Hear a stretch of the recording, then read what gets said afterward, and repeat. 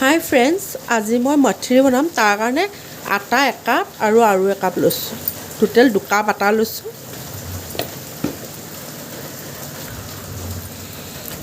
চুজি 1 কাপ লৈছোঁ।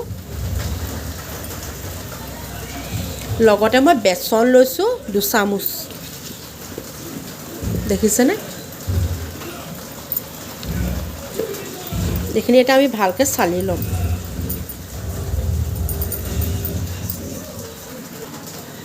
এতিয়া আমি তাত মিলাম এয়া কস্তুৰী মেথি।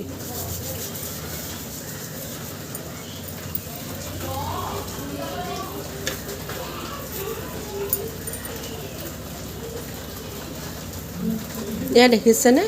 অলপ আজৱাইন দিছোঁ।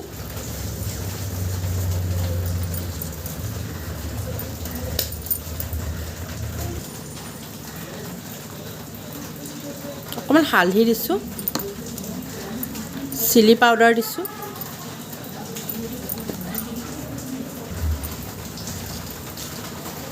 সোৱাদ অনুযায়ী নিমখ দিছোঁ।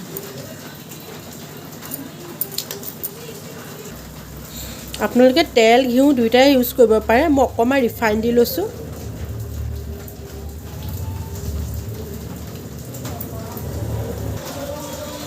লগতে মই 2 চামুচ ঘিউ ব্যৱহাৰ কৰিছোঁ।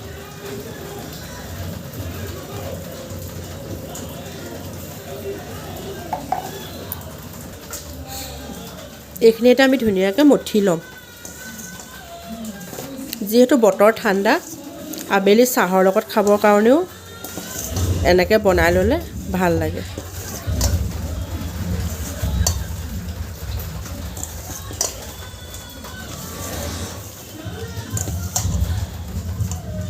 দেখিছেনে? এনেকৈ লাডু যাতে হাতত হয় তেনেকুৱাত গম পাব যে তেলখিনি আমাৰ ঠিকে আছে।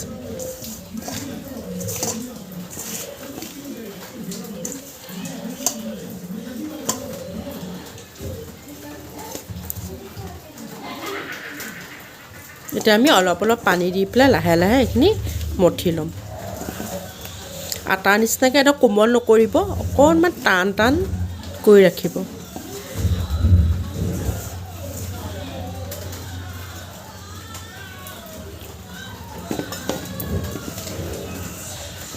অকল ময়দাটো আপোনালোকে বনাব পাৰে, কিন্তু মই আটাত বনাইছোঁ।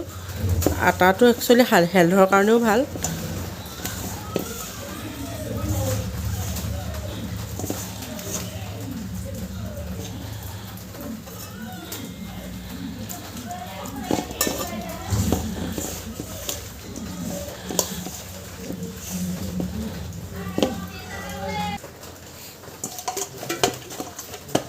দেখিছেনে? এতিয়া মঠা হৈ গ'ল।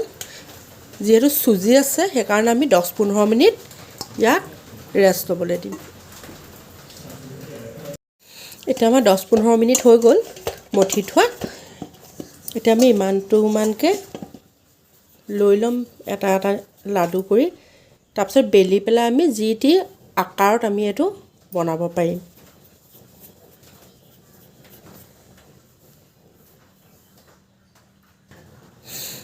এয়া চাওকচোন, মই বেলিলোঁ। ইমানখিনিমান আপোনালোকে ডাঠ হোৱাকৈ বেলি ল'ব। দেখিছে? তাৰপিছত মই এনেকুৱা ঢাকন এখন লৈছোঁ। ঢাকনখনৰ সহায়েৰে মই এনেকৈ এটা এটাকৈ ইমানকৈ মই এৰুৱাই ল'ম। আপোনালোকে ইয়াতকৈ ডাঙৰো বনাব পাৰে বা বেলেগ কিবা পদ্ধতিৰো কাটিব পাৰে।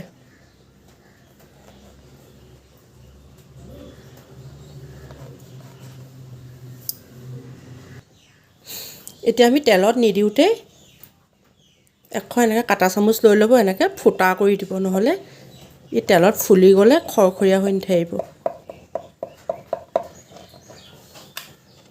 এনেকৈ এটা এটাকৈ এনেকৈ কৰি ল'ব। তাৰপিছত তেলত দিম।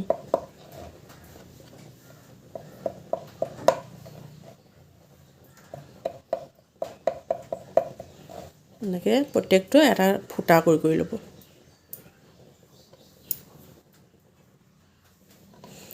তেনেধৰণে মই গোটেইকেইটা বেলি ল'ম।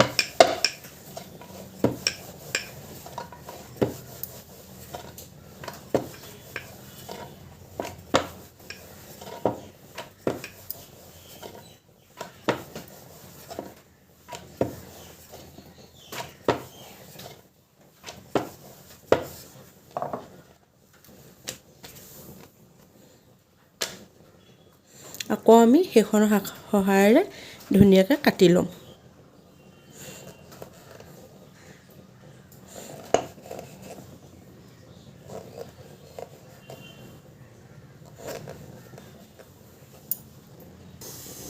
এতিয়া মই কেৰাহী এখন পাতিলোঁ, তাত মই ৰিফাইন ব্যৱহাৰ কৰিছোঁ।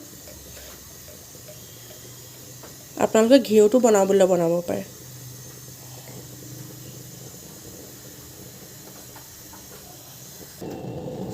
এতিয়া তেল গৰম হ'ল, তাত মই এতিয়া এটা এটাকৈ এই মথৰিকেইটা দি যাম।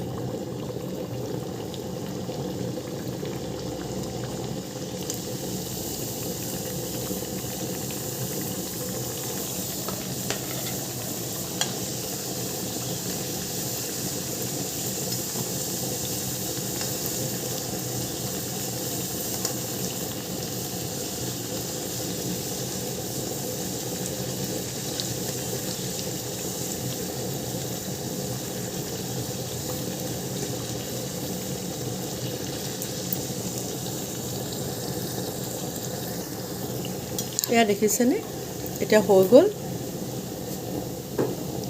এনেকৈ গল্ডেন হ'লে উলিয়াই থৈ দিম।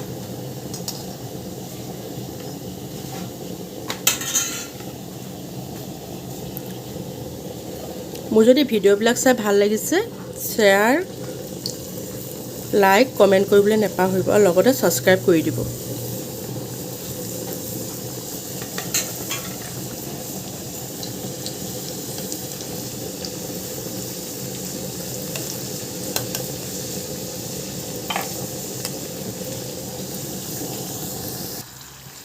এয়া দেখিছেনে,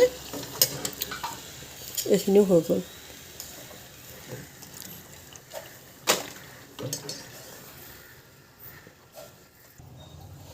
মোৰ ভিডিঅ'টো শেষলৈকে চোৱাৰ কাৰণে ধন্যবাদ।